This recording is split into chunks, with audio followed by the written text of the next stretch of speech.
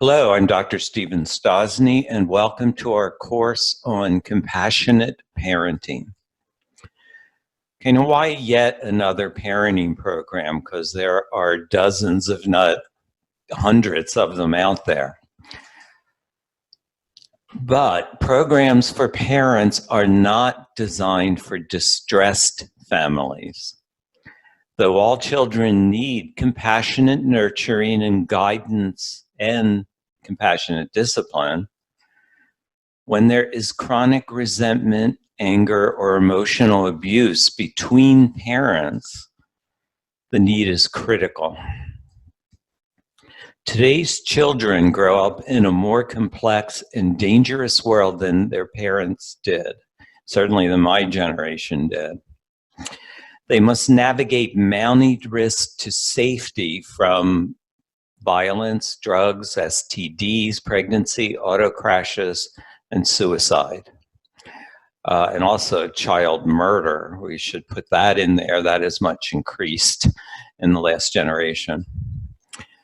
They experience increasing anxiety from far more choices. You want some choices in life, but if you get too many, it just raises anxiety. Which one should you choose? And they have far more choices in behavior, appearance, food, drinks, peers, their future. It can get pretty bewildering. Most children suffer information overload. At a time when they need more emotional connection, they have less than previous generations.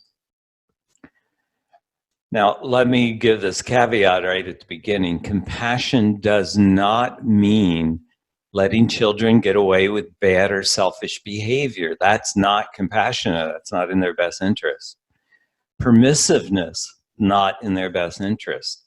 Overindulgence, materialistic generosity. You can be somewhat generous, but if you overdo generosity, that is not going to be in their best interest. You want to train them to be generous. What compassion means is helping children develop their fullest capacity to grow, learn, improve, and recover from setbacks. Now, the Compassionate Parenting Program increases cooperation, self-value, and self-discipline in children and parents. It reduces anger, resentment, and hostility in children and parents. It deepens emotional connections between parents and children. Deeper connections help parents instill the 5 R's of successful living. That's resourcefulness, responsibility, respect, relationship investment, and regulation of emotions and impulses. Successful people are able to do all of those, and unsuccessful people cannot do them. So we want to be able to model those things for our children and train our children to do those 5 R's so that they will be successful. Now, the general skills of compassionate parenting are listen to your children. Research shows that children in all stages of development complain that their parents yell too much and listen too little. And what's amazing about that is 3-year-olds are agreeing with 18-year-olds and every step in between. And they're basically different animals at those ages, but they agree that their parents yell too much and listen too little. Okay, the second skill is let solutions come from the children whenever possible. And what you want to do is ask questions that lead children to solutions, Socratic questioning. Well, what do you think would be the outcome of that? And let them come up with an answer. Respond to their emotions, positive as well as negative. What we tend to do is only respond to the negative ones and not the positive ones. Openly express affection to children and to other adults in the family. It's good for children to see open expression of affection and makes them feel more secure. Now, the elements of compassionate parenting are: learn from your children, understand their experience of the world, what it's like in their shoes, and understand your emotional responses to them. Appreciate your children. You live with a miracle of organistic development unparalleled in the known universe. Just sit back and appreciate that. The brain of a child's gaining about 100,000 neurons a day. They're nothing that we know of biologically in the whole universe is that complex. Enjoy your children. Parenting shouldn't be all work, so try to have fun with them. Value your children. Research findings: children feel loved but not valued. That's somewhat of an improvement, because about 15, 20 years ago, children didn't feel loved by their parents. So we are doing a better job at making them feel loved. But now they don't feel valued. What that means is they feel like your love for them is almost a burden. They feel like they're burdens to you, and the love is kind of chaining you to them. And that's not true. You certainly don't believe that, and you don't want them to feel that. So you've got to show value for them, how important they are to you. Empower your children. The task of compassionate parents is to make yourself completely unnecessary to your children's well-being. That's a long, gradual process, but that is the goal. Focus on motivation more than consequences. Motivation happens before behavior. Consequences are after the fact. Too little or too much, but always too late. Now, the basic biological motivations that we want our children to get, which means we have to model them, are approach, avoid, and attack. All animal motivations or emotions can have these four basic motivations.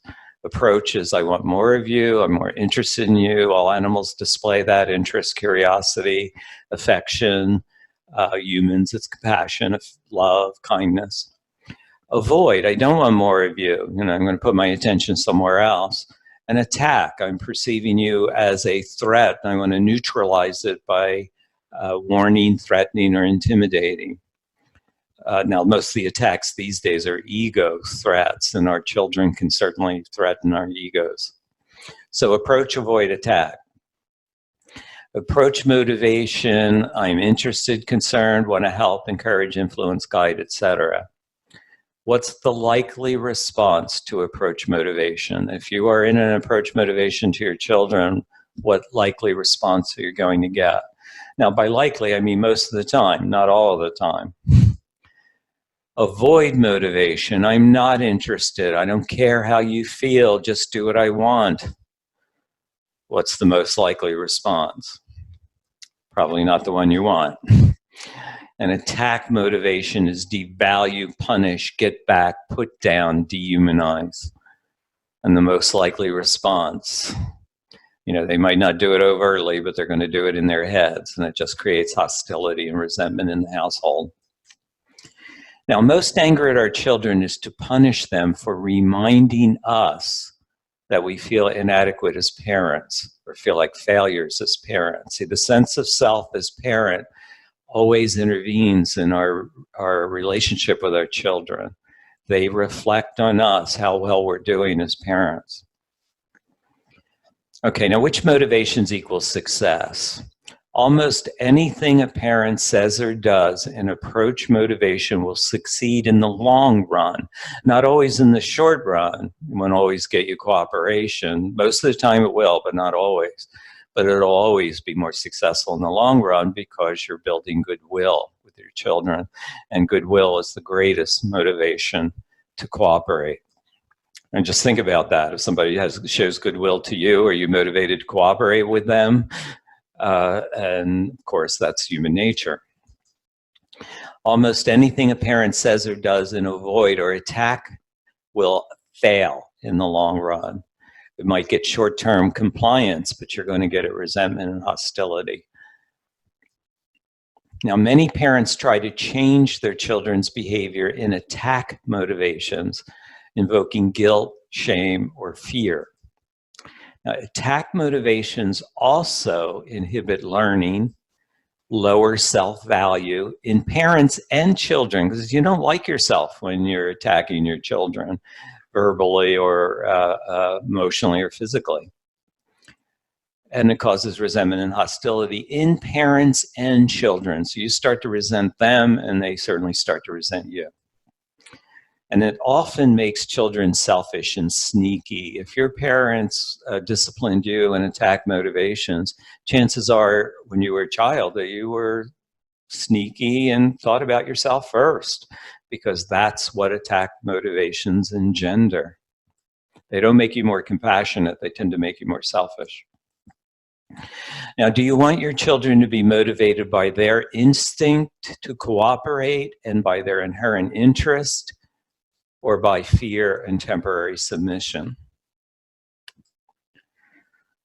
All right, help young children change their motivations. It's very hard for young children to do that because they don't have prefrontal cortex development and they can't reconceptualize.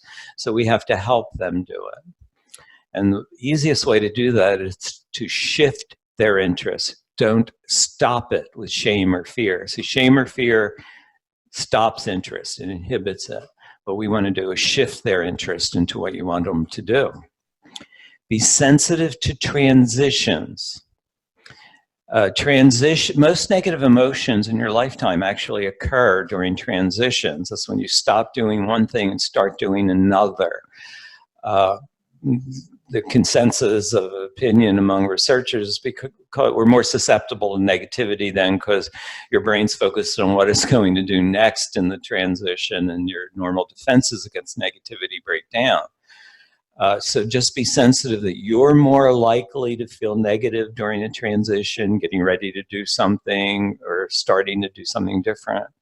And certainly your children are too, and you're going to just feed off each other's negativity if you're not sensitive to those.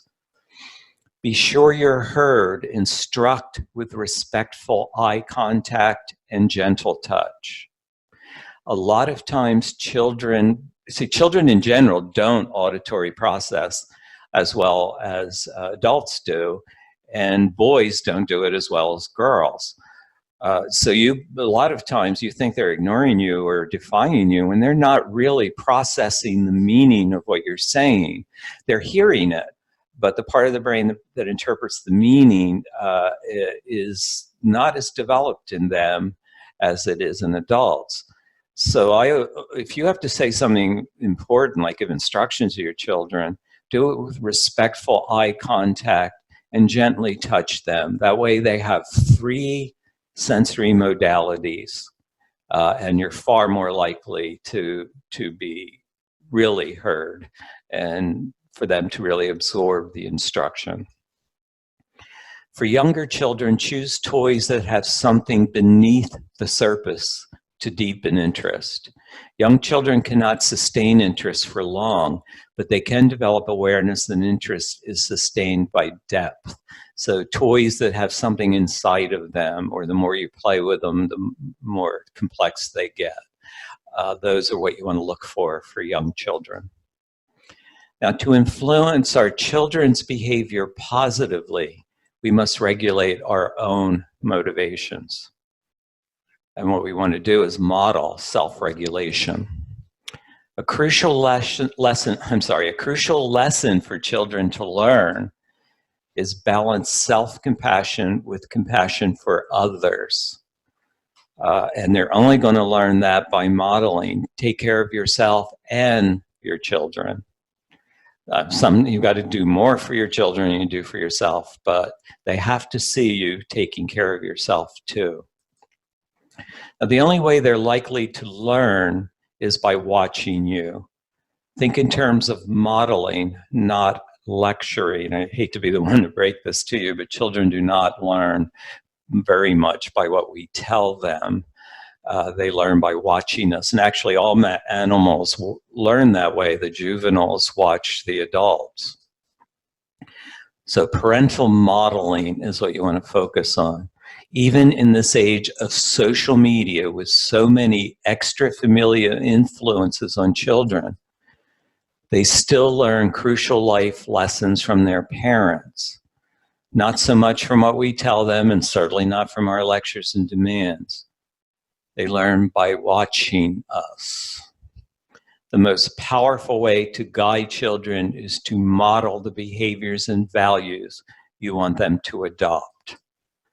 Children learn two major life lessons almost exclusively from parents. That's emotion regulation. That's how to cheer themselves up and calm them when they're down, and calm themselves down when they're upset. Chances are your children are going to regulate emotions the way that their parents do. And they learn how to behave in love relationships. They're observing how their parents interact with each other, and that's how they learn to behave in a close relationship. If parents act out with each other, it's almost certain that children are going to act out with each other and eventually with the parents. You want to model the 5 R's of successful living. That's regulation of impulses and emotions, responsibility, respect, resourcefulness, and relationship investment.